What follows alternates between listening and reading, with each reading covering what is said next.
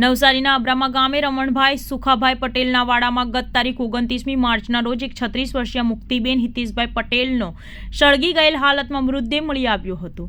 જે મામલે હત્યાની શંકા જતા પોલીસે સીસીટીવી અને સર્વેલન્સ દ્વારા ઝીણવટભરી તપાસ હાથ ધરી હતી। મરણ જનાર મુક્તિબેન તેના પિયરમાં ઘરની પાછળ આવેલ વાડામાં અર્ધ સળગેલી હાલતમાં મળી આવી હતી। ચહેરા તથા બંને હોઠ ઉપર ઈજાઓ દેખાતી હતી, જેથી તેનું મોત શંકાસ્પદ જણાતા પોલીસે ગુનાવાળી જગ્યાએ જોડતા રસ્તાઓ ઉપર ફિટ કરેલ સીસીટીવી કેમેરાની ફૂટેજો મેળવી તપાસ કરતા મુક્તિ સાથે અન્ય એક કિસ્મ દેખાવ તેવા ફૂટેજો મેળવી વધુ તપાસ કરતા વેડછા ગામ પંચાયતના સીસીટીવી કેમેરામાં દાંતેજ તરફ જવાના રોડ પર લાગેલા કેમેરામાં સફેદ કલરની એક્ટિવા મોપેડ ઉપર રાજેશભાઈ જીવણભાઈ પટેલ દેખાતા તેની પૂછપરછ કરતા આરોપીએ મરણ જનાર મુક્તિબેન સાથે છેલ્લા 5 મહિનાથી પ્રેમ સંબંધ હતો।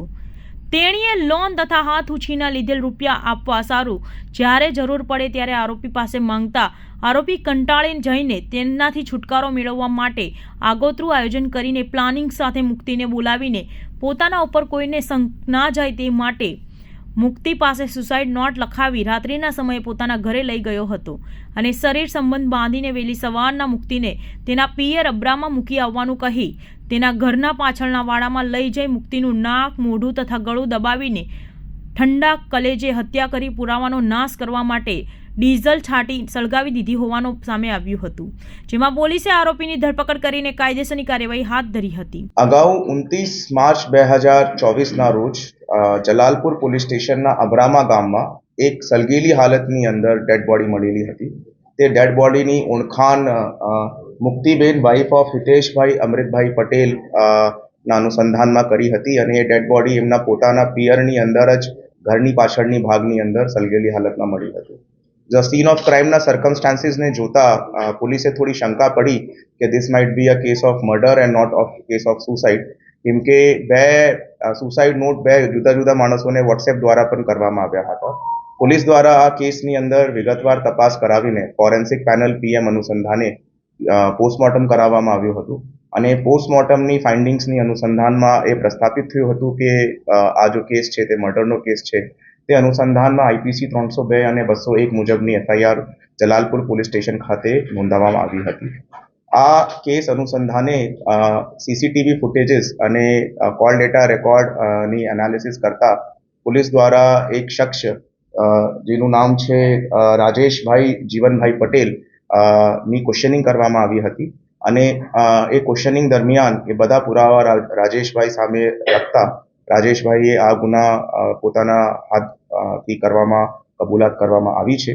આ ગુનાની હકીકત એવી છે કે રાજેશભાઈ જીવાભાઈ પટેલના અંદાજિત 6 મહિના પહેલાથી આ વિક્ટિમ સાથે શારીરિક સંબંધ હતા અને આ વિક્ટિમ એમનાથી હાથ ઉછીનાના અવારનવાર પૈસા માંગતી હતી, જેના કારણે આ મર્ડર કરવાની હકીકત પોલીસે મળેલી છે અને આ જો અક્યુઝ છે તેને પ્રી પ્લાન્ડ અને પ્રી મેડિટેટેડ તરીકાથી આ મર્ડર કરવામાં આવ્યું છે, કેમ કે અક્યુઝથી પૂછતા કે એને કયો ઇન્ફ્લેમેટરી સબસ્ટન્સ યુઝ કર્યો છે તો એ પોતે કબૂલાત આપે છે કે એને ડીઝલ યુઝ કર્યું છે અને પેટ્રોલ ના યુઝ કરવા બાબતે કહેતા એ કહે છે કે ડીઝલ બર્ન્સ હોટર દેન પેટ્રોલ।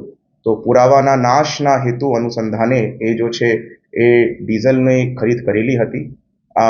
મર્ડરના એક દિવસ અગાઉ બપોરે 11:30 વાગ્યા એમને પેટ્રોલ પંપ પાસે જઈને એક પાણીની બોટલની અંદર આ ડીઝલની ખરીદ કરેલી હતી અને આખા દિવસ એ ડીઝલની બોટલ સાથે અને વિક્ટિમ સાથે જ આરોપી ફરતો હતો અને નેક્સ્ટ ડે સવારે આપના પ્રી મેડિટેટેડ પ્લાન અનુસંધાને એ વિક્ટિમના ઘરે જઈને સવારે 4 થી 5ની વચ્ચે એમનું ગળો દબાવી નાખે છે અને મર્ડર કર્યા પછી કોઈ પણ પુરાવો ન બચે તે બાબતે ડીઝલ નાખીને ડેડ બોડીને સળગાવવામાં આવે છે।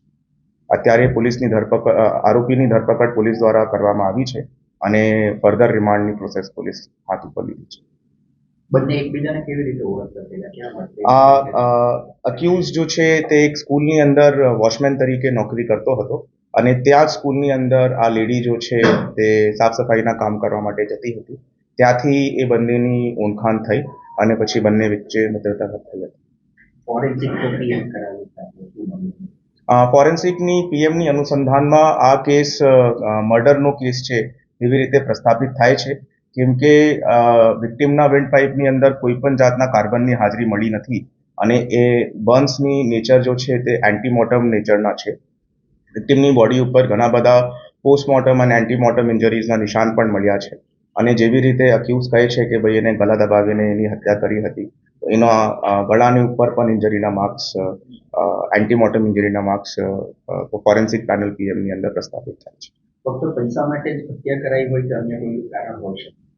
અત્યાર સુધી જો મોટિવ છે તે અંદર પૈસાની બાબત પોલીસ સામે આવી છે. આખા કેસની અંદર સાયબરની કોઈ પણ કલમ ઉમેરવામાં નથી આવી, જ્યારે એનો ફોન એક રેકોર્ડ કરતો હતો, તો શા માટે સાયબરની કલમ ઉમેરવામાં નથી આવી? સાયબરની માધ્યમથી કોઈ પણ જાતનું ક્રાઇમ આ કેસની અંદર નહીં કરવામાં આવ્યું છે. That is not a tools through which this crime has been communicated.